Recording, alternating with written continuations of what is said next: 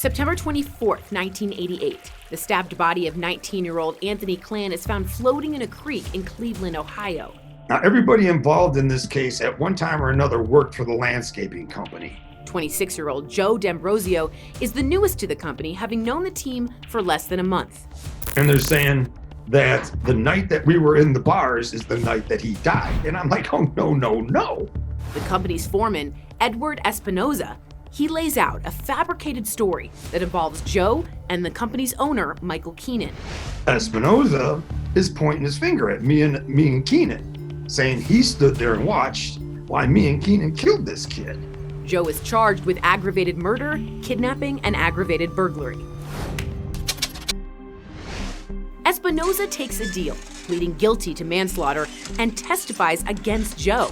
He said that Mike cut his throat, pushed him in the creek, and then Mike turned around and handed me the knife, jumped into this creek, chased Anthony down, and stabbed him 3 times in the chest. Espinoza says the murder was over an argument about missing drugs. The only defense that I put up was me. But Joe struggles while on the stand. So they threw me up there cold and let the prosecutor have at me. Tore me up. Joe is found guilty and sentenced to death.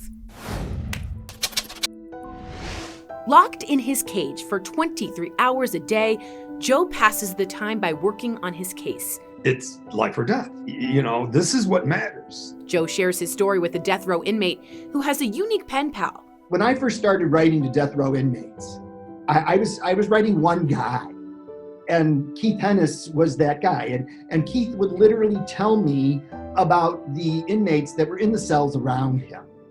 While reading the obituaries in the local paper, Father Neil notices Joe's mother and decides to attend her funeral.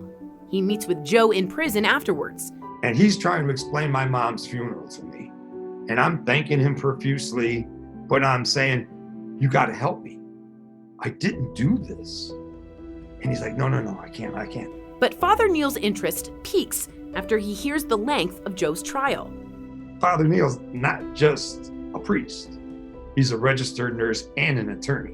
And I'm going for the attorney in him.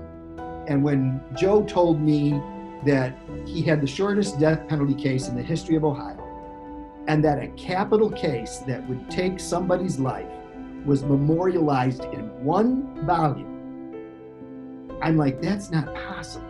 Father Neil spends the next 14 years investigating Joe's case. In 2006, 17 years after being found guilty, Joe is granted a new trial. 85% of the evidence that freed me was in 3 places: prosecutor's file, police file, and coroner's file. And it was there all along. And they hid it. In 2012, after 20 years on death row and another 3 trying to clear his name, Joe is finally a free man.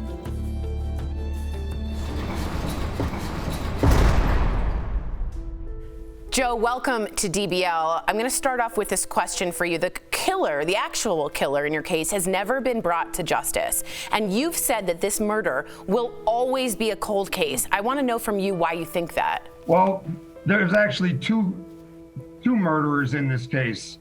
One was my co-defendant, and he died. The second one is a guy, we're not even sure if he's still alive or not. Last we knew of was 12 years ago when I was going through my retrial. And the reason they won't go after him is because if they go after him, they have to get their checkbook out and pay me. Yes. Because it shows that they should never came after me. I've got a hypothetical for you, Joe. Let's say Father Neil never got involved in your case. Do you believe you'd still be in prison right now? No, I'd be dead. I'd be dead. You'd be dead. Wow. If Father Neil didn't come into my life, they would have executed me easily 17 years ago and not even batted an eye. Father Neil is not only a priest, he's a registered nurse, and he's an attorney. He had to be all 3 things to do what he did for me. If he was only 2 of the 3, it never would have worked. Why would him missing one of those have affected you in your case overall? If he wasn't the priest, he wouldn't have initially been writing the inmate in the cell next to me. if he wasn't the attorney, he wouldn't have caught on to the things that I was telling him. And he needed to be the nurse, because the very first thing, when I first talked him into helping me, he read through my trial transcript, and he read it that night. And as he was reading it, he came across the coroner's testimony about Anthony Clan's throat being cut. Espinoza, my co-defendant, said that he was running down a creek after his throat was cut, screaming, "Please don't kill me, please don't kill me." Well, he was a critical care nurse for over 15 years. He knows if your throat is You don't compromised, scream, right? you can't scream, you can't do anything. And on top of that, he had 650 milliliters of blood in his lungs and stomach. So if anything, he was drowning in his own blood, not screaming for help. And running. And running.